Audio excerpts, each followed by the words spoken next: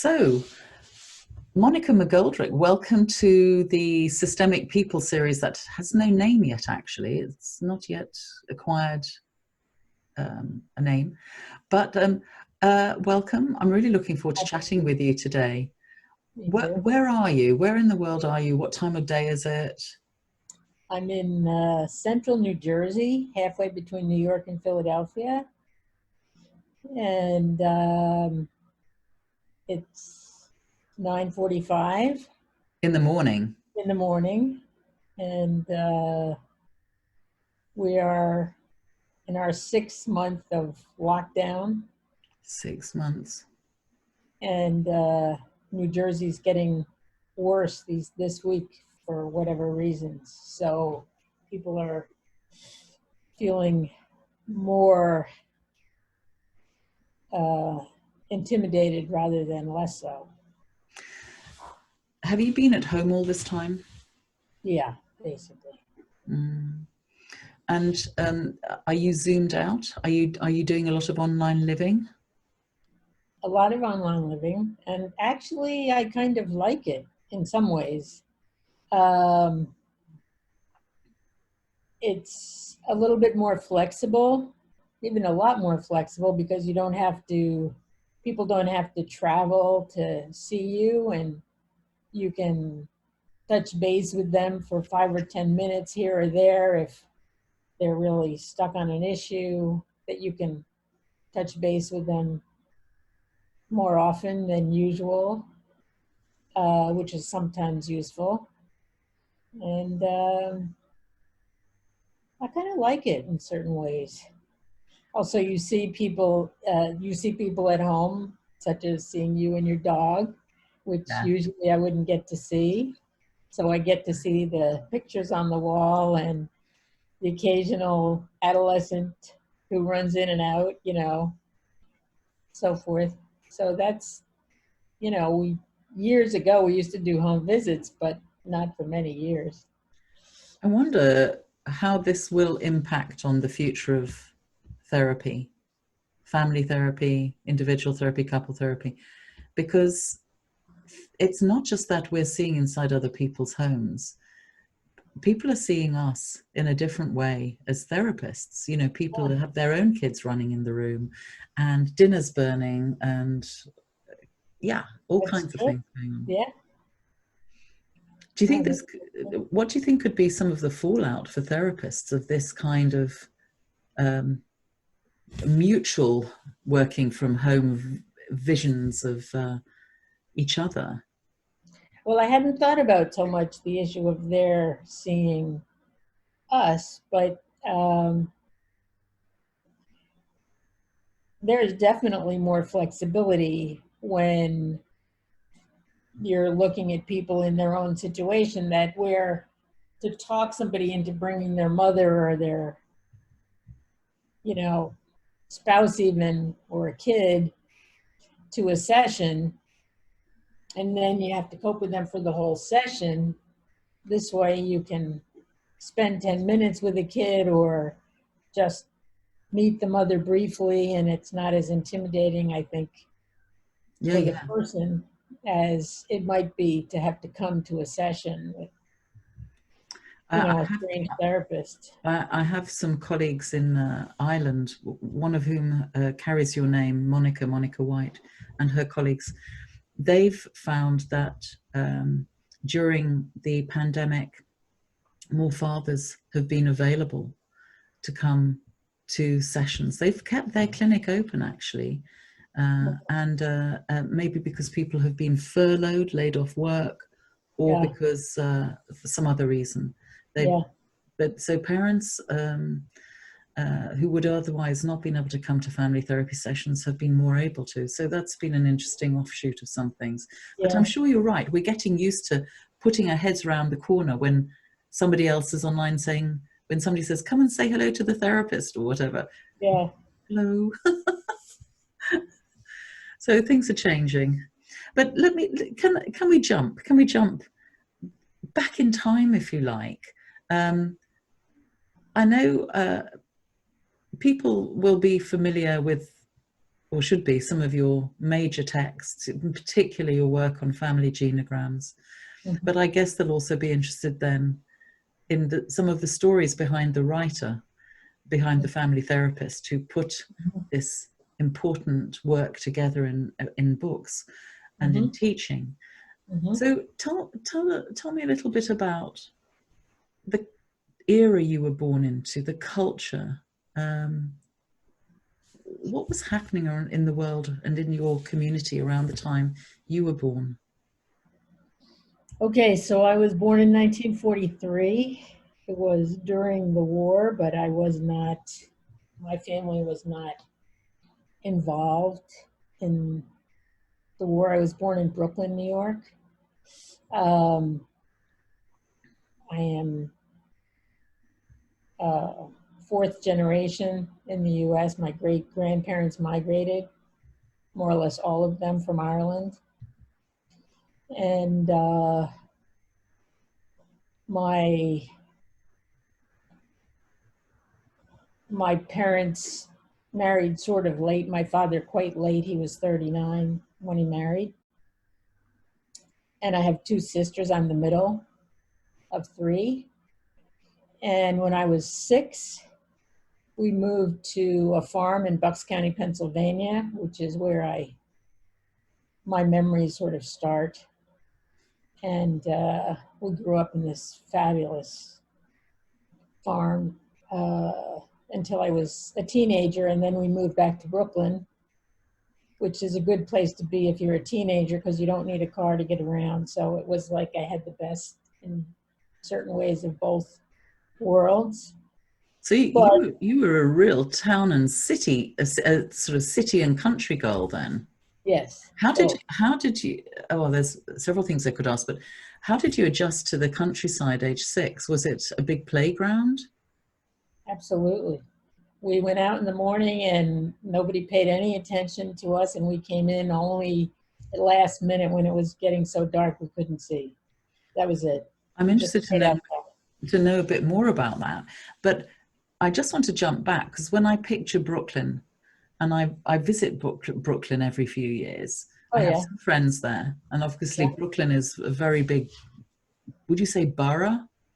Borough. Yes, Yeah. yes. And so there are many parts of Brooklyn, and it's a very moving place. As It's lots going different on. now. It's different now. Now it's very, very international. Very. Very. So what was it? I mean, but in a sense, you were part of the international, the beginnings of international, I guess, when your family moved to Brooklyn, because Well, yeah. Back in the 1850s, oh, okay. when my father's grandfather came from Ireland, they were in a very Irish kind of enclave. Uh, How did you find? How did you? Was this family history passed down to you like orally through storytelling, okay, or did nothing. you have to dig into some of it? How did you learn about? Absolutely. How did you learn more about your family history then, or how did you hear about it from the get-go? Well, that's a whole story. So in school, I became interested in Russian because I was of the era of Sputnik and so forth. So I majored in Russian. I fell in love with Dostoevsky. I got a master's degree in Russian studies. And then I couldn't find a way forward because it was all very political. And I was really just interested in whatever I thought was promoting cultural understanding or something or other. And so it was at that point, which happened to be the real start of the mental health movement in the US, um, I switched overnight into mental health. And first I thought I would become a psychologist, and then I decided social work was easier to get into and much more relevant clinically because the social workers seemed to be paying attention to the system, which made sense to me. And as I got into family therapy and social work as just the avenue to get into family therapy, there came a moment in 1972. I was 29, and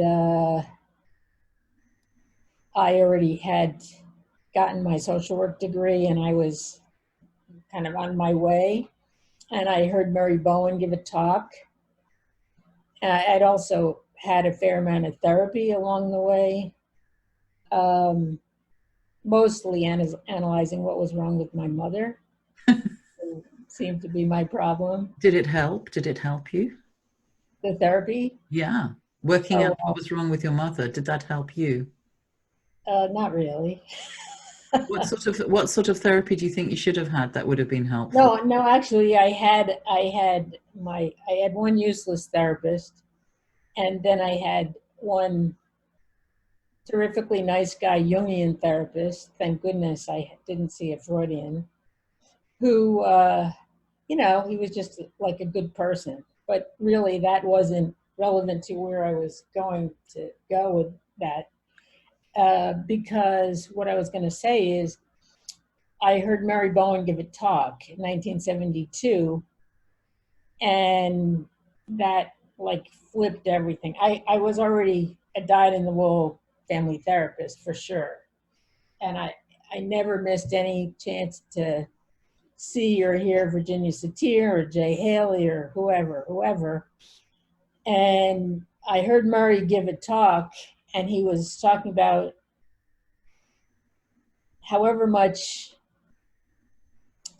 uh, therapy you might have had, or however much understanding you think you've gotten about your mother, if you can't sit in a room with her and feel fine, you're not there. And I thought, this guy is a serious idiot, and he never met my mother, and he has no idea what he's talking about.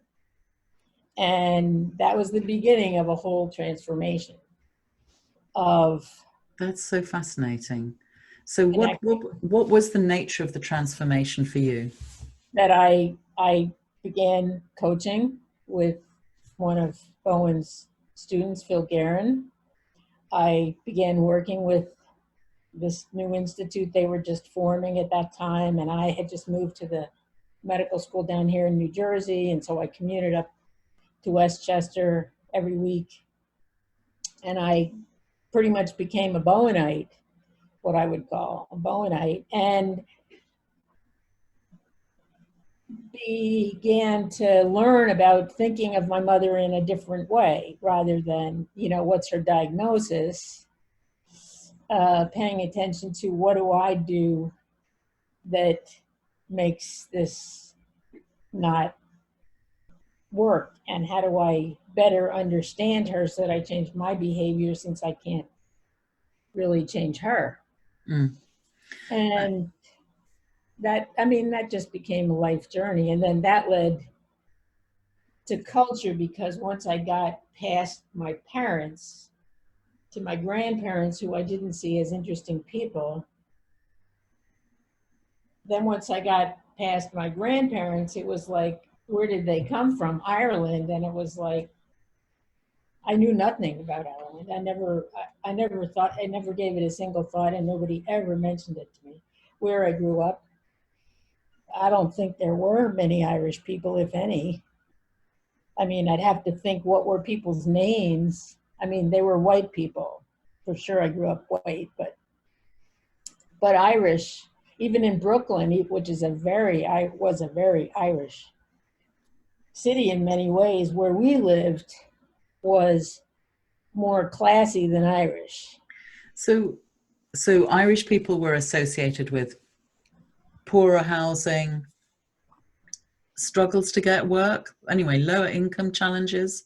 But somehow in your Honestly, family, it wasn't even a category, so I wouldn't even say I had a concept of what Irish was. but you were sort of indicating that maybe you were in some kind of better housing or a better location or something Yeah, than other yeah. Irish I people? was in a very what was probably a very waspy area of Brooklyn, Park Slope. And then when we moved back to the city, we went to Brooklyn Heights, which now it would be $1 million a year. You Sure. know, you couldn't live there. You couldn't Yeah. afford it. So So, but in those days, they were communities, and they just were not identifiably Irish in any way. That nobody ever noticed that I was Irish either. I didn't notice, and neither did anyone else. Nobody ever mentioned that to me. do you think you had an Irish accent, or your parents had, or Oh was it no, more that? no, no, no. My great grandparents must Yeah, have. exactly. I just wondered if some kind of ways of talking, maybe also, maybe not accent, but ways of talking. Do you think there was something that you grew up Well, with? funny you mentioned that. I found a video of my mother the other day when shortly before she died, 1991, in which she is correcting my grammar. And she had heard me give I guess she heard me give a talk maybe the day before. And so she's just giving me helpful feedback. So I was discussing it with this friend of mine, my very close friend, Nidia Garcia Prado, who's Puerto Rican. And she was saying, well, why, sort of, what was the deal? Why was she making those points? And I said, it's like my mother was always trying to be classy, whatever classy was, she was trying to be it. And so we used to kind of make fun of her pretensions. And there she was when I was like 50 and she was, almost 80, saying that I should pronounce two more specifically and more So this is clearly. a story of the Irish in relation to the English, because Oh, English yes, is the first definitely. language of the Yeah, Irish. Well, it isn't any. It wasn't. yeah. It became enforced, and so Irish people then had to speak English well, and then as immigrants in a predominantly English-speaking country of America and New York, or Brooklyn, let's say, you were still being encouraged by this kind of cultural imperative to have your ways of talking recolonized again into. Do you, do you think that do you think your family had bought into the notion? Were they proud of their Irish roots, or were they discarding of them? They were discarding of them. I mean, nobody. I had an Aunt Mamie who I adored, and she used to try to talk about things Irish. Um, but she was just like the poor aunt who was the caretaker of the grandchildren and so forth. She never married, and she was taking care of everybody basically. But my mother, most of all, was probably, it was a gender thing as well, trying to prove herself and trying to be good enough. They both of my parents went to the best Ivy League schools, and so did my sisters and I. But for me, I realized only later that I didn't get it, that there were rules and that I didn't really know the rules because nobody really mentioned it. My mother would tell me how to dress and how to speak, but she never exactly conveyed why that, sort of what was the deal? What was the club you were trying to become part of? So I had no idea what I was So doing. you understood that there were rules, but you didn't understand the context for them. Is that correct? No, I can't even say I understood that there were rules. I just felt most of the time mystified. How much do you think that goes on still in, I know America's a big place, the United States, um, of people feeling, on the one hand, the United States has a reputation of being proud of the fact it was built by uh, uh, immigrants of from different parts of the world, and on the other hand, encouraging through that a sort of nationalistic identity of we're proud to be Americans, particularly because of all the different places we come from. But how much do you think that continues?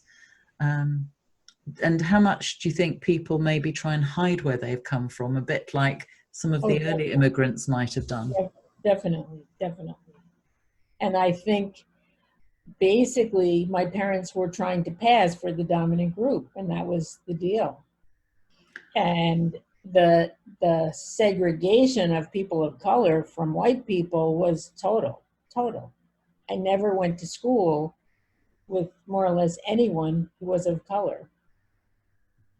I was raised by someone. The closest relationship I had was a caretaker whose ancestors were slaves. So I experienced it up close and personal, but it was never discussed. Not at all. And her life was about making our life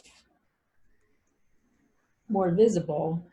So a classic family therapy question is, tell me more about the father. I haven't heard much about your dad in this. What did he do? What was his part in your upbringing, as much as you want to say? I adored my father. My father was a sweetheart.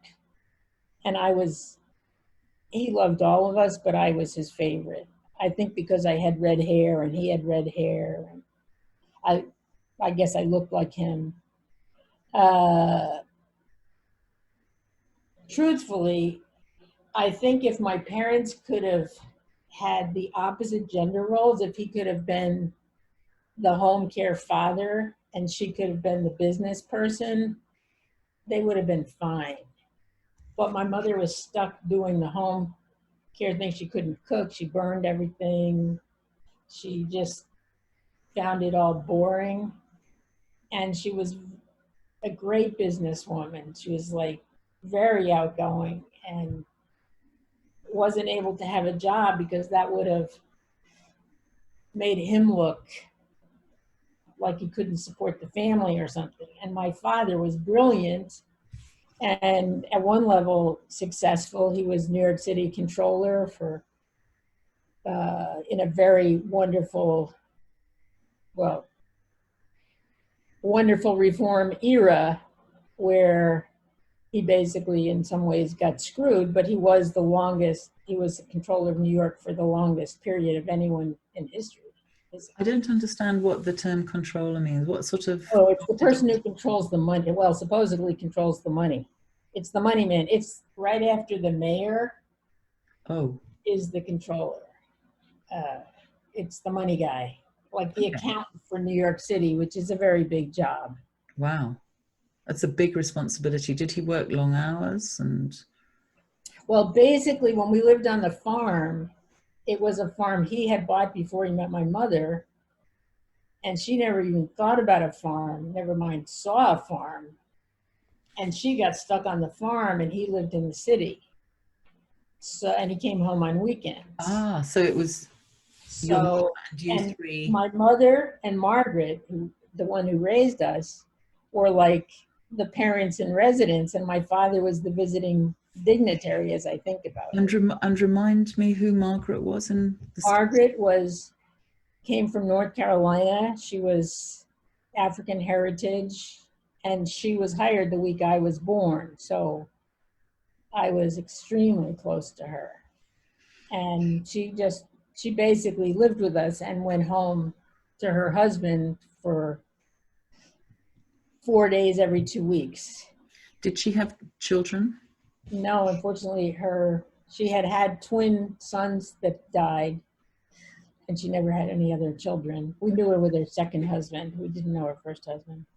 How long was she with your family or with you? Until she died, which is after I left for college. So from the week I was born until the year after I left for college. She died, 1961. So you had two mums, or is that not the right way of putting it? I did. I experienced it. Well, let me put it this way. When I was in high school, I wrote a paper about Margaret for for one of my senior papers called A Better Than Real Mother. How about that? My mother wasn't probably too enthusiastic because my English teacher, when my family came to my graduation, my English teacher reached her hand out to Margaret of like, oh, I'm so happy to meet you. I know who you are. And my mother just standing there, you know. Wow. That must have been hard. Mm. And so what kind of teenager were you? By now you're back in Brooklyn, I guess. Yes, when I was kind of 10th grade, I moved back. I was there for 3 years, 10th, 11th, and 12th grade. That's the last 3 years of high school. I graduated a little bit early. So my mother would say I was really horrible. I'm sure that I disliked her and I disapproved of her, and I wasn't outspoken, but I would just like give her a withering look as she gave me lots of withering looks too. And I always was afraid of having a daughter who might do to me what I did to her. So I didn't have a daughter. I have just one son. But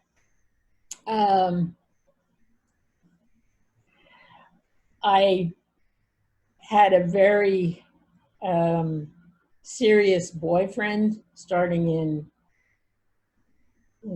11th grade, so 2 years of high school, and that became like the son that my family never had. So he kind of was embraced by the family, and he's still involved with our family. And he became a lawyer. My father was a lawyer. He was, you know, political. My father was political. So Okay. I think I got lots of extra credit for having a boyfriend that they all liked, so that I could hide out to some extent. So at some point, presumably, you and he separated, and yeah, when I went to college. And was the family okay with that? With you? Oh no, I think. Well, I don't know my parents. I think they just. But my Aunt Mamie, the one Irish relative, she used to say, "Oh, whatever happened to Jimmy? I always thought that would be a great thing in the spring if it didn't spring off." It's like, oh, Mame, it did spring off. Sorry about that, you know. So how did you leave home? I just went to college, which was in a different city. My sisters went to the same school. It was 4 hours away. So you went to that college because your older sister had been there, or how was it all decided where you would go? No. The idea was you were supposed to go to the best school you could get into and then marry Prince Charming. That was the deal. And all of us were Radcliffe rejects. So we got into what was called Pembroke. It was Brown University, which probably our whole class was full of Radcliffe rejects. You know, now Brown is a very hot school, but in those days, that was the thing. And it was still the Ivy League, so you were still supposed to did you feel obey the rules that I didn't understand. I mean, it took me many years to get it was a cultural thing and a gender thing and a social class thing. So how did you learn to see these rules? How did they make themselves visible to you? They didn't, and I was just always mystified. Then it was even worse. Then I went to Yale after that because I didn't find the Prince Charming husband I was supposed to find at Brown. So I was like, okay, so then you have to go on to more schooling because you still have to find the guy, right? So I went to Yale that had a 14-to-1 ratio of men to women. I thought, oh, that's like a good deal, because I'm sure I'll find someone. Were you interested in men? Oh yeah, no, I had actually been in love with somebody during college who sadly died in a car accident my senior year. Oh God. So that was very traumatic. Wow. Yeah. Who knew about that love that you had? Did your family know? Well, they did, but they didn't really take it very seriously. They didn't really know him very well. He dropped out of school after the first year. He did visit our family a time or two. Um, he came with a friend, so maybe that looked like it wasn't as serious as I felt it was. But it was very, very traumatic. But my mother was like very surprised that I was so depressed after he died. Who, Uh, who helped you through that time? well, his best friend was wonderful. He was fabulous, actually. Uh, and we were both done in by it. And uh, and then I would have to say, well, of course, I had a friend from high school who she had also a traumatic experience kind of around the same years. She's still my friend, and I shared a lot with her. And other friends from high school, more friends from high school. And then it took me 2 years to actually go to the grave, and his mother was fabulous. She has, I mean, she's dead now, but she had no idea of how meaningful it was the way she dealt with me. It was extremely. It's a very traumatic thing to happen to somebody so young. Well, to happen to anybody, but it's a really, I'm assuming it must have been quite a formative thing for you, a sort of a bit Yeah, of a before very and much so. after. Yeah, sure, Mm. definitely, definitely. What were you studying and what did you go on to study? Russian, Ah, and it was in Connecticut. After I got my master's in Russian studies, that I then switched into family therapy. so tell us a bit about that switch then. I mean, not everybody can say they were studying Russian at master's level and at undergraduate level and then decided to go into family therapy. That is quite a switch. So what's the Well, story? okay, so I was getting my master's. It was the end of the year, and this guy picked me up in a local diner, and he was studying psychology. And I thought, that's it. That's it. There's something you could study, and you'd have something to do afterwards that would be really interesting. And so overnight, I basically came home and told my parents. My mother was fantastic about it. She was like, whatever you want to do. And it was like they were definitely running out of money by that point, my parents. And so that was not good news. And when I said social work, that was like worse news, because that was like lower class on top of psychology. My mother was always quite suspicious of psychologists. What do They you can, think the suspicion was about? oh, she was afraid somebody was going to analyze her and find her, you know, Okay. disturbed, which is what I was always doing. She was Oh, right about me. so from Russian to psychology to social work and family therapy. Say more about that It transition. was I was at when you say like what era were you born? It was perfect. 1966. It was the mental health center movement. The barriers were down. The communities were opening. It was like, what can we do to help people? People were leaving mental hospitals, having community psychology, and I was in on the ground floor. I was one of the first people hired at the local mental health center. I worked there for a year before going into social work. And that was where I really decided that social work was the thing. So what was the ethos during that era then, with the deconstruction of the mental health hospitals and opening of community health resources and increase It was terrific, although the gender things and the racial things were still largely in place. Yeah. But it was the 60s, so even though we weren't really, and it was New Haven, so it was, and it was kind of a Yale thing, even though it was community mental health. So it was, all of that patriarchal stuff was still going, and the white social class thing was still going, but I had fantastic experiences, just fantastic. And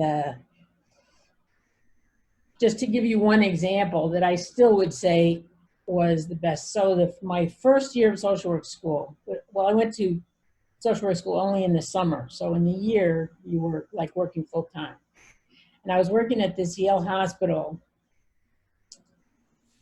that required anyone who came there, the family had to be seen once a week by the social worker. They had to come in one evening a week for a meeting without the identified patient to be seen in a group. And every Saturday morning, they had to be seen in a multifamily group with the identified patient. So they couldn't, your person couldn't come to the hospital unless you agreed that every Wednesday night and Saturday morning and one more time a week, you had to be involved as the family. And what did you see in that model that moved? It just made thinking systems so obvious, is that obviously when people are psychologically speaking in trouble, it pertains to the family.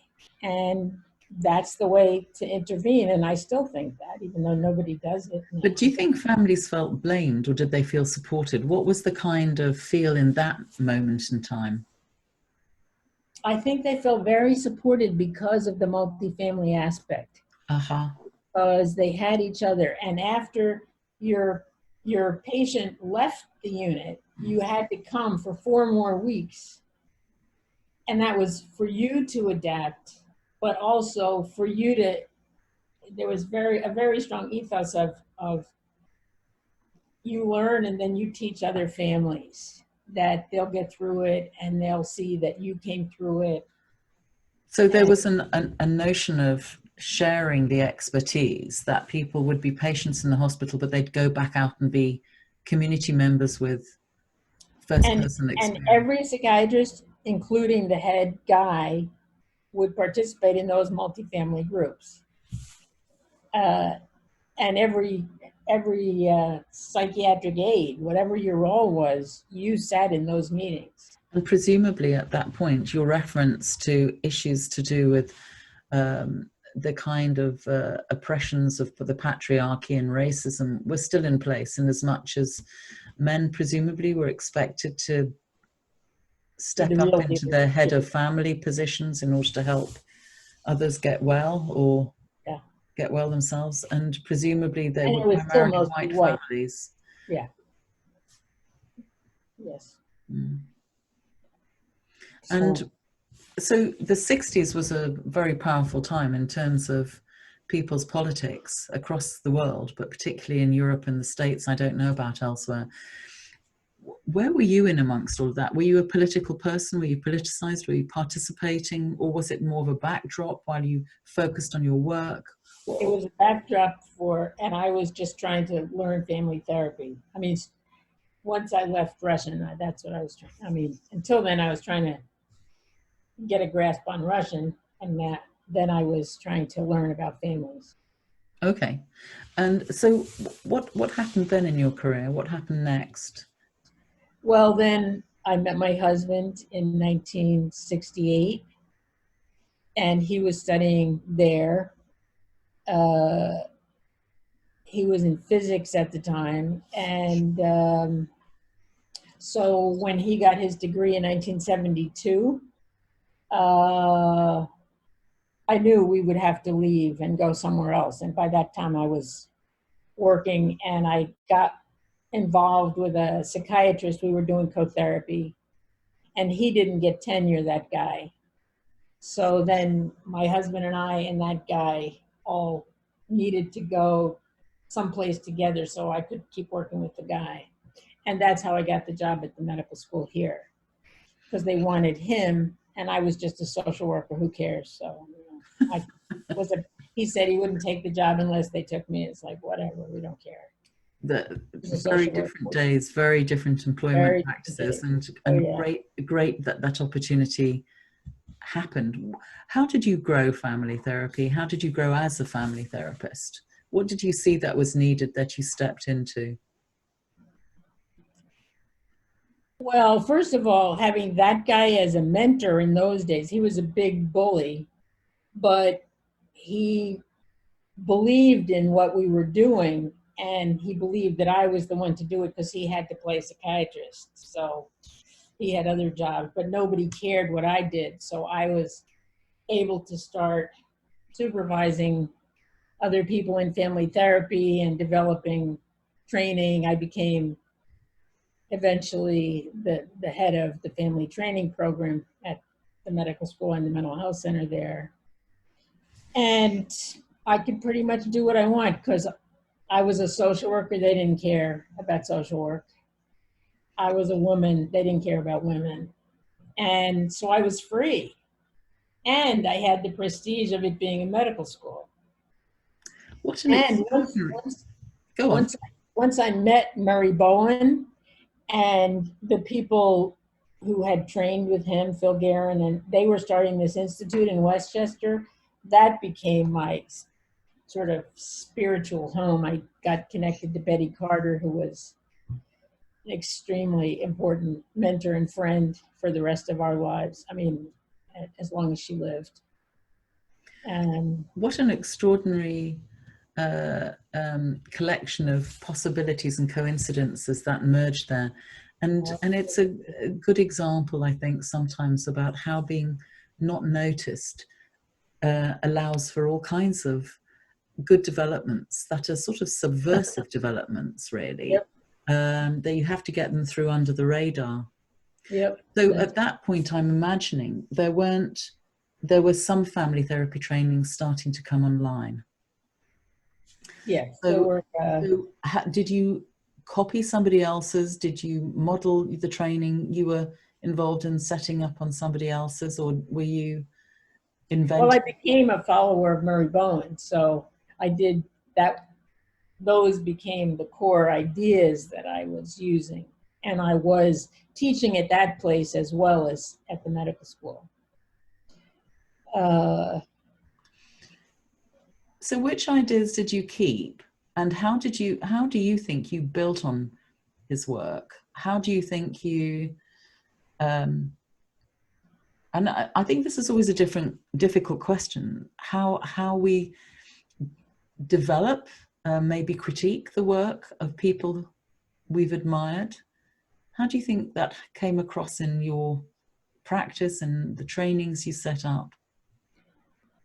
so basically, I would say that I believe everything I do is a fit with Murray Bowen's ideas. Now, he wouldn't say that. He thought as soon as I got interested in culture that I had sort of fallen off the edge.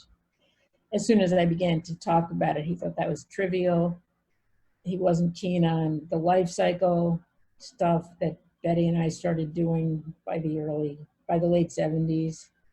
And he was definitely not excited about the gender stuff. But I think all of that is a complete fit with his ideas. It's just that, he was this Southern waspy guy and a psychiatrist of a certain era. And he didn't, couldn't, like the rest of us, see beyond his blinders. But I do think it's a very important fit with all of his ideas, even today. So, what would you say some of the gifts are that you brought to family therapy? Well, I was late to understand about gender, for sure. And I think a lot of that had to do with my having come from this Ivy League-ish background, always trying to like move up class-wise. That makes you have to be like a man. So I kind of missed, and New Haven was, in terms of my experience there, like conservative. So I think that was a really negative experience. But the good thing, maybe it had to do with having grown up with sisters, and my mother grew up with sisters. So maybe there was a long history of that, that I always had women friends. And that became very important at the medical school. The fact that I had Betty Carter and that other institute, major. And then I developed a cadre of people within the medical school, women eventually, in the 80s, by the 80s, that we began to speak with each other about issues of, you know, like when you don't get promoted or you don't get an opportunity or something, you think it's about you. Unless you have a cuddle group who says, you know what, that's not about you. You're actually terrific and fine, and you'd be the person. So we began talking to each other. Now, before that, I did have men who were mentors, which then my father was certainly a mentor, emotionally a mentor. Mm-hmm. But I think it meant that I sought men who were like this guy I went to, who got me the job basically at the medical school. He talked the chairman into making me the head of family therapy. And because he stormed into I couldn't have done it myself. He stormed into the room and said, you just hired a child psychiatrist who's a real asshole, and he can't do it, and you had already the person who could do it, and it's Monica, and she's the only one who can do it, and what is wrong with you? And so the guy then said, okay, you can have it, but if I ever find, he actually said this, if I ever find a man or a psychiatrist more qualified than you, you'll have to move over. And I was like, oh, thank you. So at what point did the gender awakening happen for you? When did you start? Not till the 80s. And what triggered it, Monica? I guess it was in the air, and in family therapy, like Betty Carter and Olga Silverstein and Peggy Papp and Marianne Walters. Well, Betty, Peggy, and Olga had been late retread students together. So they had become friends, and they got into it, and then I guess it being in the air, they and other people probably got me thinking about it. And once you start seeing it, then you see it. Family therapy was quite late to the table in terms of analyzing power around gender and race. Were there some other people in the field of family therapy earlier on that you recall who did talk about gender as an issue, power as an issue, race and culture, ethnicity as issues? And because I'm wondering how they were seen, whether they were backgrounded, whether they were seen as people who just had a chip on their shoulder, or one of those other stereotype characterizations.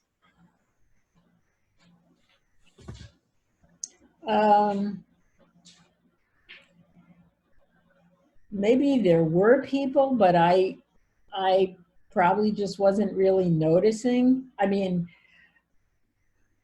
I had a cadre of friends of color, not just friends of color, but it was sort of more mixed because it was community mental health. But in terms of people in the field who were leaders, really the structural model was the only one that was pretty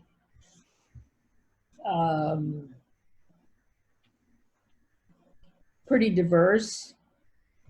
And I went for training with Harry Aponte probably by the late 70s. But I didn't have a very good experience with him, even though I did. Um, I mean, I think he's brilliant. And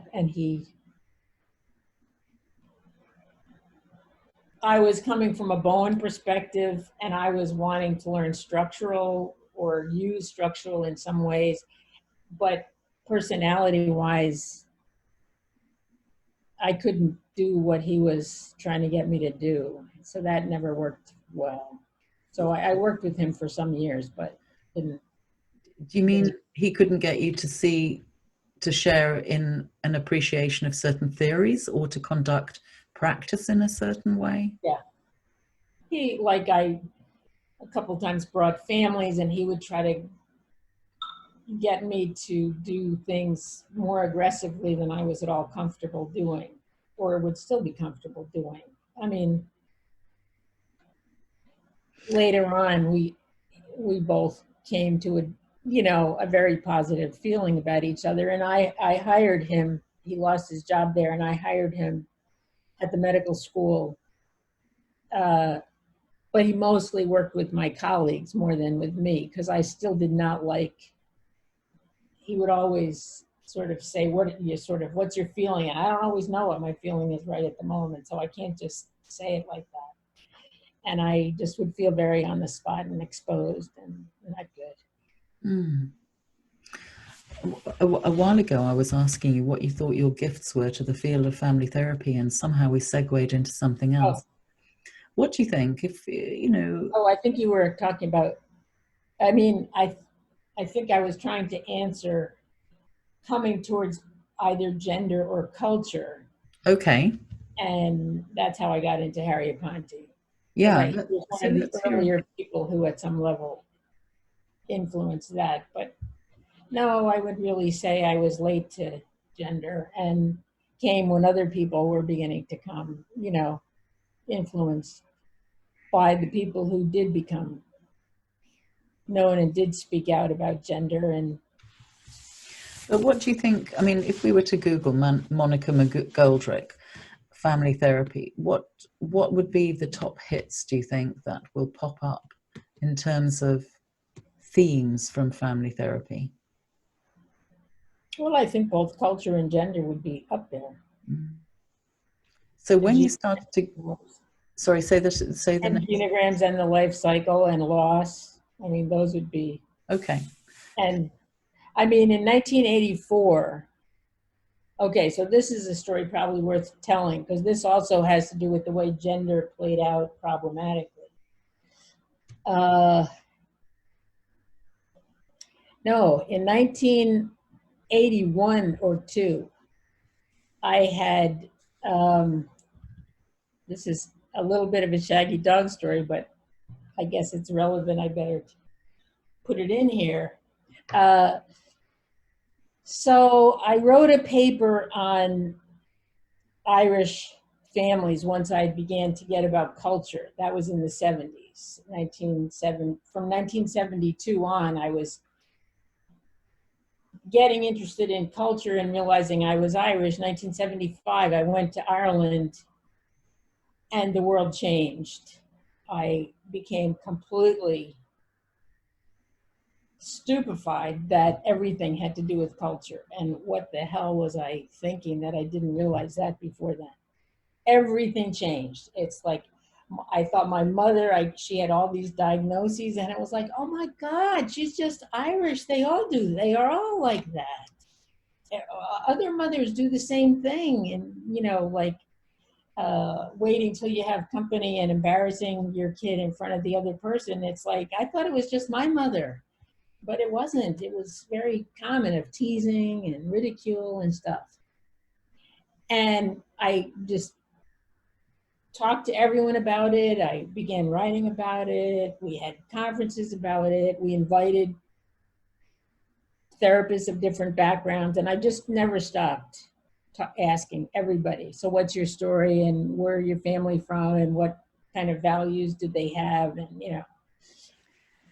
So you So became when I Irish. came, well, Sorry. I didn't become Irish. I realized I had always been Irish. I just didn't know. Yeah. I was always trying to become Jewish, actually. Why is Which was that? easy. And what? Why is that? Oh, because first of all, the field was very Jewish. It was very white, but very Jewish. And Jews talk about all kinds of things that they didn't talk about in my family. It's like they say it out loud. And it's like, whoa, this is fantastic. So I was always trying to be a little bit Jewish. But after 1975, I just wanted to understand all the differences. So I wrote a paper with this guy, John Pierce, about the Irish. And Family Process was going to publish it, and they told me that they were going to have this person, Nolig Byrne, write a response. Like, well, whatever. And so she wrote a response, and she didn't like the paper very much, it seemed like. And then they said I had to respond to what she said.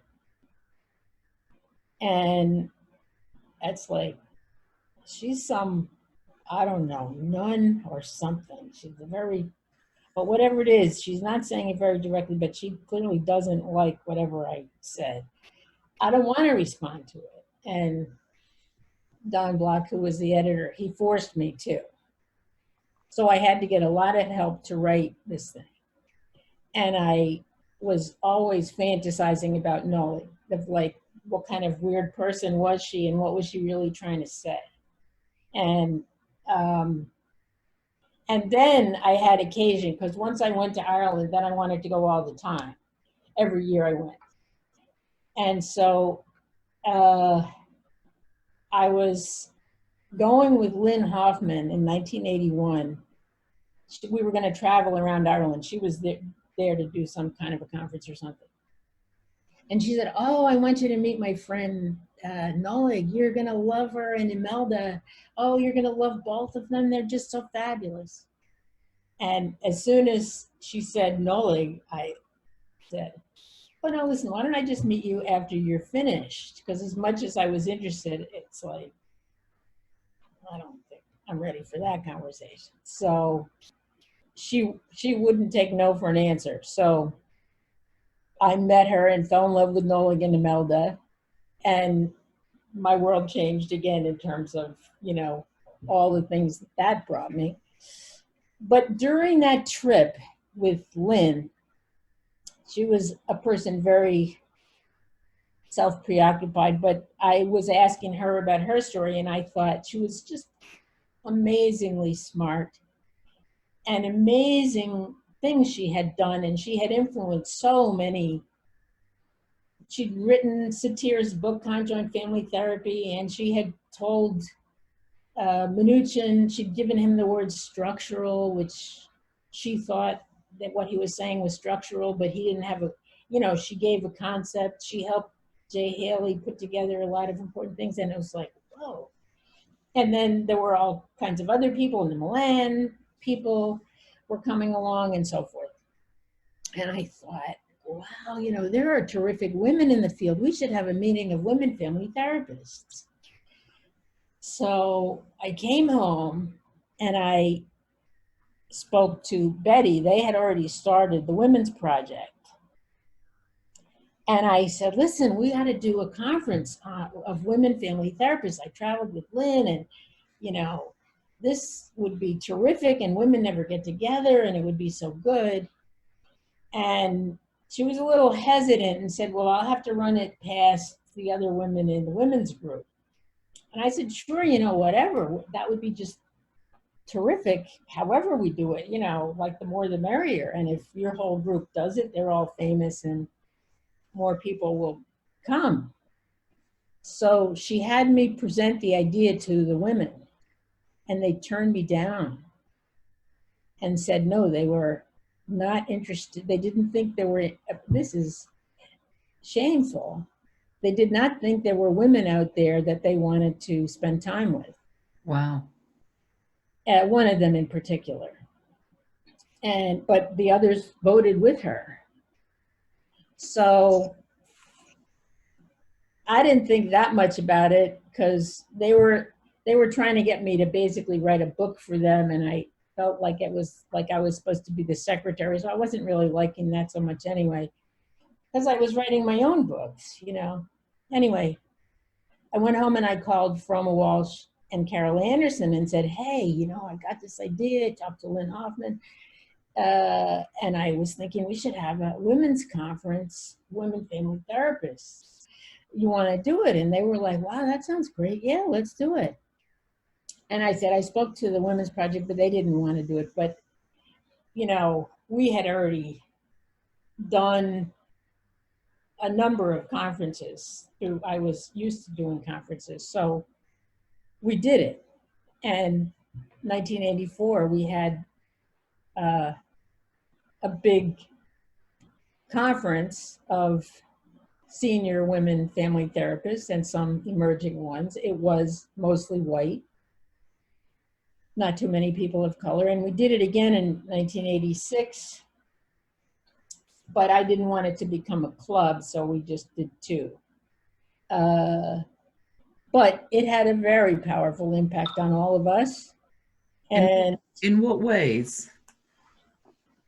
I don't think ever, the women who we talked with there, I don't think ever felt so isolated again at national conferences, because it was like we had talked alone together and we knew that women's voices were important. And it just made us all feel less alone. Besides decreasing the sense of isolation, was there anything else that came out of that about, for example, how to think about family therapy in a differently gendered way, or how to? Well, there were lots. I mean, the presentations were a lot about paying attention to gender and child rearing and work and money. Ellen Berman, who's a psychiatrist in Philadelphia, did a presentation now. I forget what she called it, but basically the idea was, considering money, that we would all feel so grateful if anybody invited us to do a workshop that, you know, you're going to pay me 5 cents. Oh, wow, that'll be terrific. You know, and well, no, we're not going to pay your expenses. That's all right. I'll, you know, whereas, you know, men would be charging $3,000 a day and all their expenses. And Ellen did this presentation about you should always sleep on an invitation and then speak to a friend before you call the people back, just to be sure you got a fair deal going, which was like a shock to so many of us. But it became part of our realizing that we had to do a rethink and not just feel so lucky to be included, or, you know, like if the favorite guy paid special attention to us, then we were special, rather than, as I remember Kitty LaPerriere saying at one of the meetings, you know, it was a Saturday night, and she said, this is unbelievable. All my life, I was always thinking on Saturday night, if you didn't have a date, then you had a problem. And there is no place I would rather be than right here with all these amazing women. It's fascinating, and it's interesting to think about those worries about single group conferences. You know, it could be women only, queer only, Black or Hispanic only. And people are very threatened by those gigs. Yes. And they don't want them to become clubs because they gather power. There'd be more of a voice. And yet I guess one of the challenges for our profession and for society is, how do we take those ideas back out into society, the experience, the enhanced confidence, the new knowledges, without those things disappearing? I mean, and being repressed again, being lost, meaning not accidentally lost, but forced into obscurity.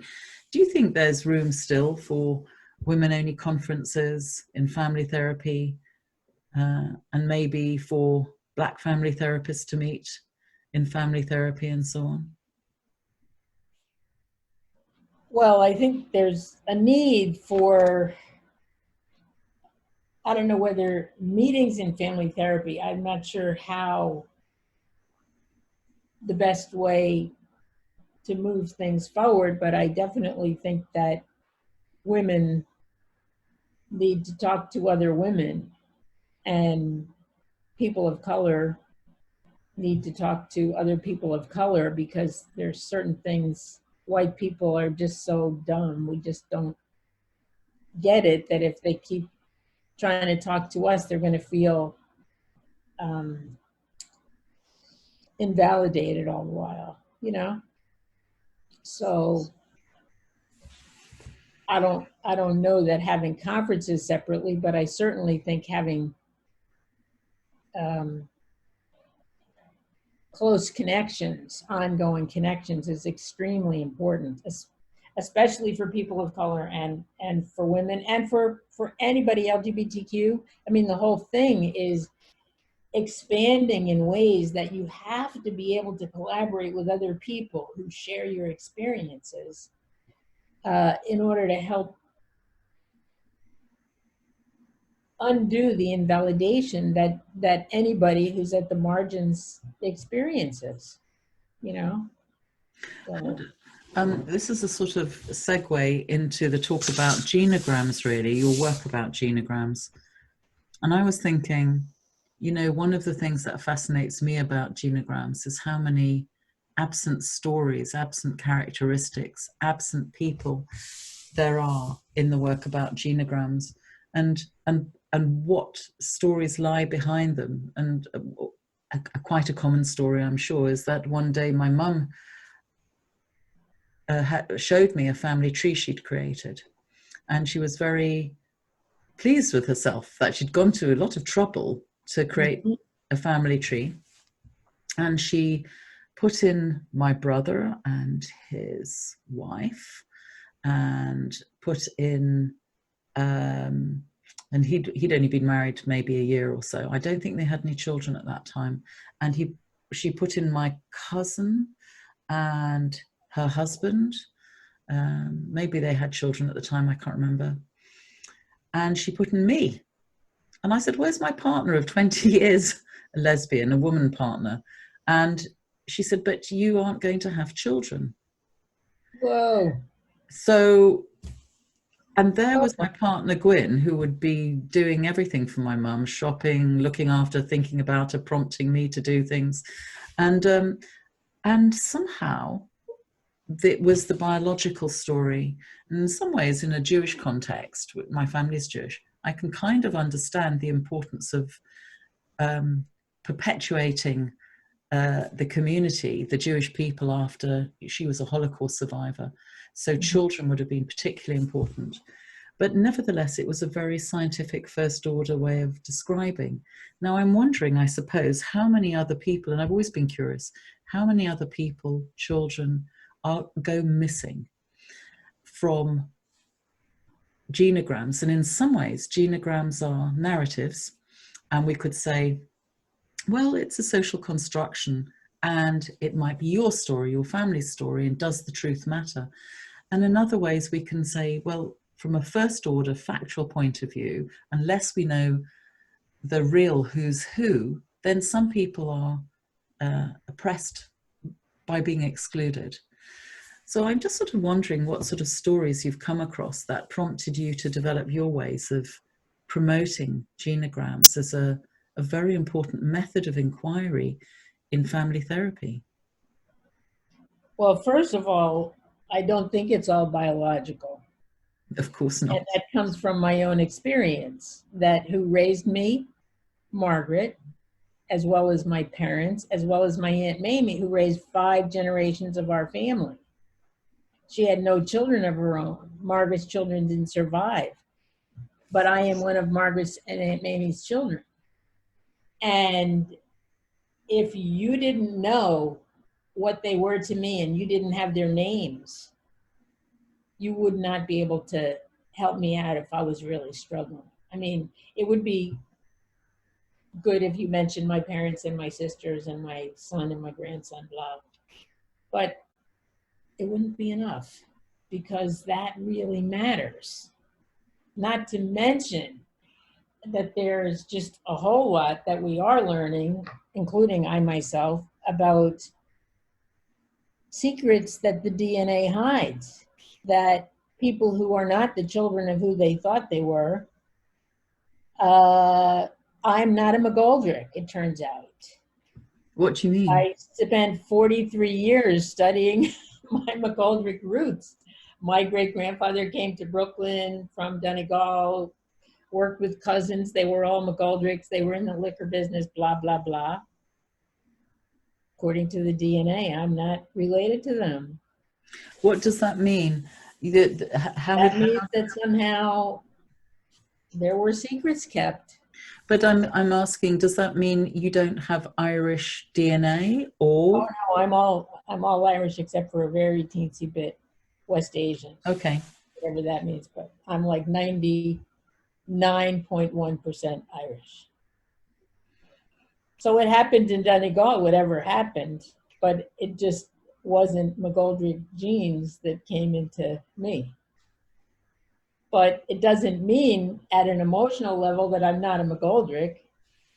And it also doesn't mean that other connections that were not biological are not a part of who I am, including the experiences and stories of the people who formed the people who did form me.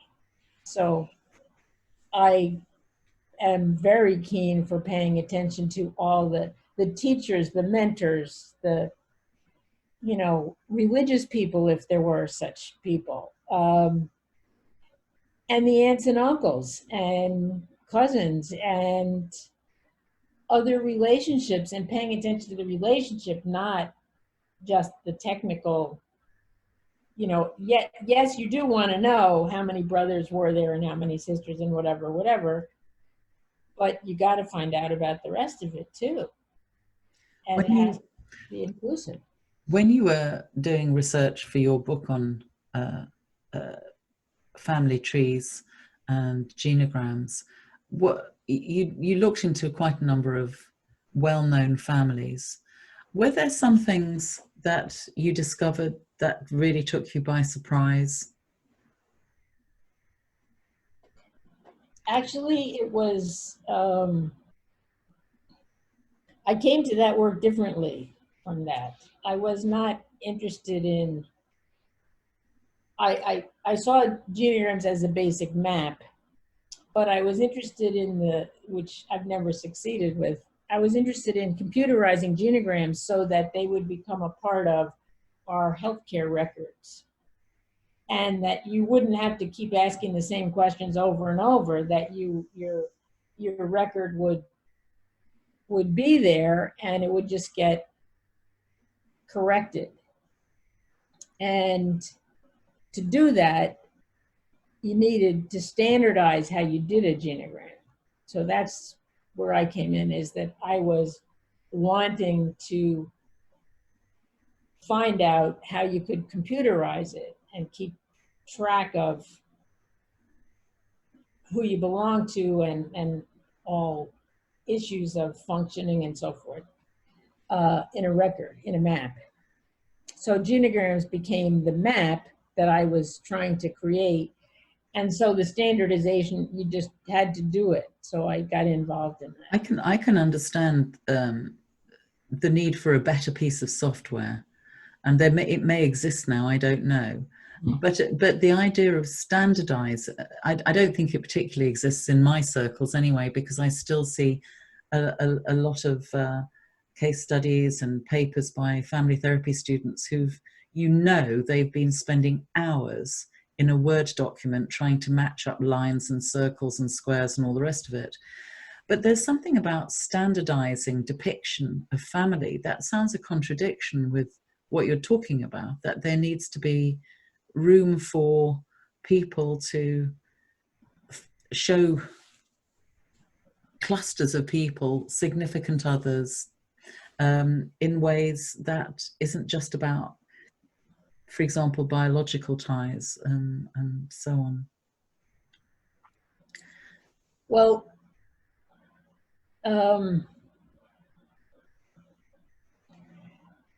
I started out with the wish to standardize genograms. I have to say that I did want to do that. And part of the reason I did was that I wanted to, and this comes from a Bowen perspective, there's often I would say, a great overfocus on things like diagnoses, which I think are particularly troublesome and problematic and developed by a bunch of white guys that often mean virtually nothing.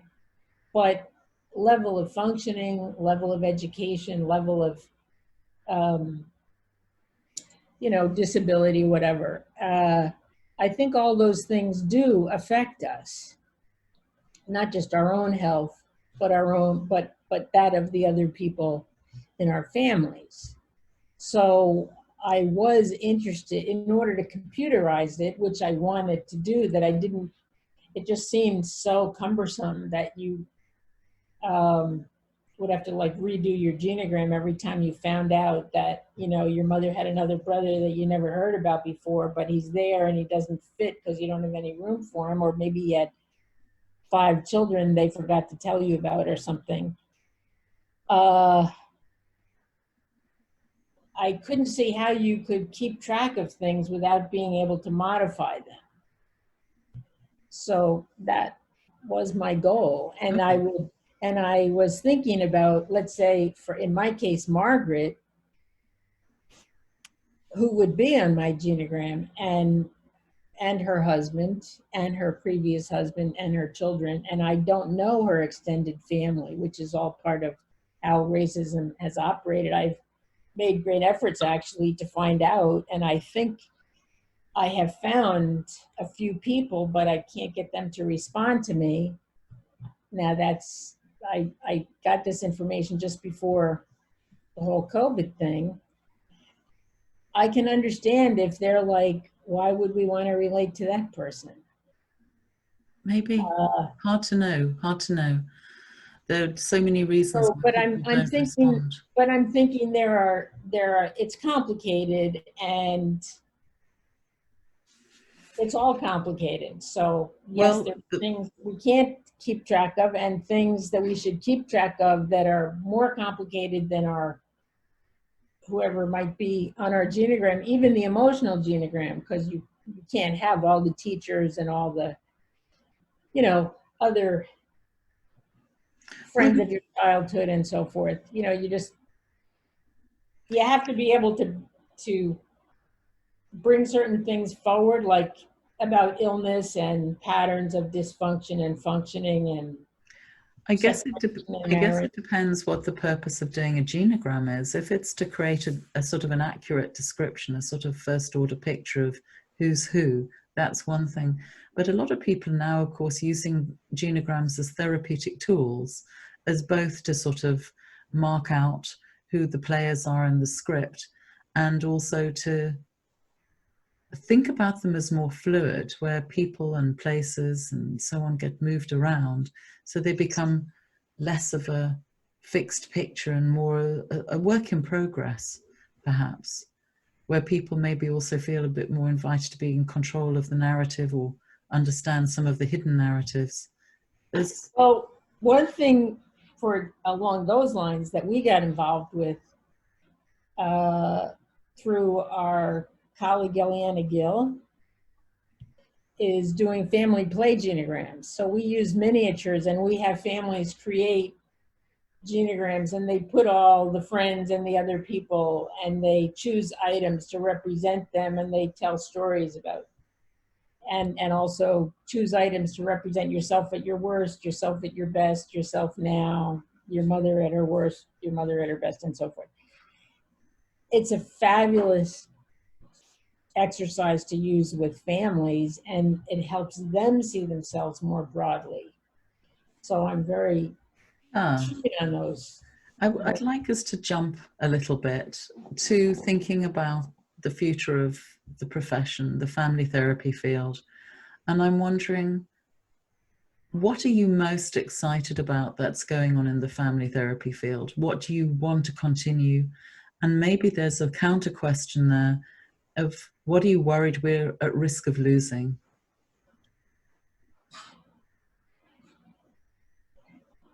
Okay, well, I cannot tell you what I'm most excited about because I think we've gone in a very bad direction in the US, very bad. In what kind of way? Big pharma, managed healthcare, it's totally non-systemic, totally non-systemic. So you're saying more people who would have found their way to family therapy are now being directed towards a pharmaceutical treatment? For sure. And psychiatry gets no training. I mean, there's no training in systemic thinking whatsoever in psychiatry. And even in psychology, it's like at the margins. And in social work, that should have owned family therapy because they started out the most systemic and also thinking of communities, which I think that's a whole other important topic that needs to be included in the conversation when you think about what goes wrong for people or what goes right for people is, do you have community support? Do you have schools that you can trust and that support your family? Do you have healthcare that supports your family? Do you have politicians who support your family and so forth?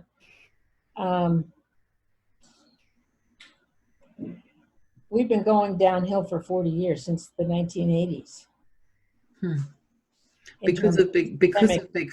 Because of all these forces of big money, dark money, and people who are just thinking about themselves, about, how do I make more? How do I do better? That could sound like the family therapy community or profession is impotent in some way, that it's not going to be able to make enough difference. But I'm sort of wondering if, I think we're halfway there in the UK, but I think there still is quite a strong family therapy profession. The problem here is that everybody's been employed by mainstream institutions, not everybody, a lot of people. And so people are fragmented into different workplaces. The profession is really about training and registration. It's not necessarily about community development of ideas. Even our journals have been sort of subsumed by a sort of research agenda of a certain sort.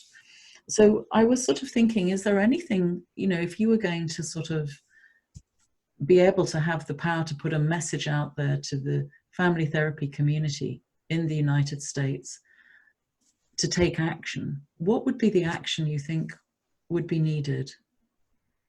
I think systemic thinking is the key. I think it's the salvation for our planet. I think it's the salvation for the US. I think it's the salvation for Highland Park. I think it's the salvation for the organization of healthcare and education and everything else. I just think systemic thinking is absolutely the key. We'll deal with climate change if we think systemically. We'll deal with all of these issues, but in a way, powerful forces keeping us from thinking systemically. Systemic therapists also. Sorry, go on, say some more. I was just going to say, there's no systemic idea I ever had that I feel like doesn't belong in the realm of what we're trying to think about. So it isn't that the ideas let us down. I don't think the ideas let us down at all. Maybe we also somehow, if families came to us and said, we just don't feel there's anything we can do, we'd be trying to help them look at what we can do. And sometimes I think the systemic profession needs to think about what it can do to, in a sense, participate as a profession that thinks of itself as a form of activism and not just as a clinical set of activities. But I really agree with you in terms of systemic ideas being something that could be a massive intervention if only we thought about them beyond the consulting room. Well, I think at a now, I'm actually more optimistic than an awful lot of people around here in terms of our having that we are really at the nadir right now in the US. We're in a really bad situation. But I see, not in family therapy, but in the larger movements, which are systemic, I see a lot of reason to hope that we will rethink ourselves in terms of the politics, to becoming more systemic in how we think about things, about education, healthcare, and all of it. I feel like we might actually begin to deal with racism. I'm kind of hopeful. So what would your advice? Gonna, what would your advice be to the training institutes, or what would you be putting in place if, you know? No, here's the thing. There are no training institutes here really anymore. Now you might not want to include this part. I'm just saying. But I mean, you can take it, but we don't have training in family therapy anymore. We don't train, and neither does anybody else. Everything has been taken over by the sort of managed care forces, and people have the least possible training. 2 years, it might not even all be systemic. It's like you have courses in this and that counseling, and you then go out and are expected to help people when you don't have the basic clue about how to think systemically, which is hard anyway, and then make interventions, which is really hard under the current cultural circumstances, political circumstances. And they're going to pay them $30,000 a year, which isn't enough to live on. And they don't encourage any kind of ongoing training. There's nothing. You just need the competence level, which they're charging more and more for, of X number of hours of certain kinds of approved courses, and it's approved by evidence, so-called evidence, which means basically large grants that are not systemic, where they've received a lot of money that can so-called prove that they can do it. It pays no attention to what we know in our hearts makes a difference for people. So the registration of being a licensed family and marital therapist, is it MFT or LFM, whatever it is? Well, even that's disappearing, because now counseling is replacing that because it's cheaper. So counseling, which didn't used to be approved, now the MFTs didn't have a place because the social workers and psychologists and psychiatrists controlled mental health. So the MFTs went into sort of private practice. And in some places like California, they got the regulations to approve them. But now counseling, which has even less training, has family counseling. They add the name family in a couple of courses, and it's as if you understand systemic thinking, which is, I'm 77 years old and I don't understand it, and I've been working on it for 50 some years.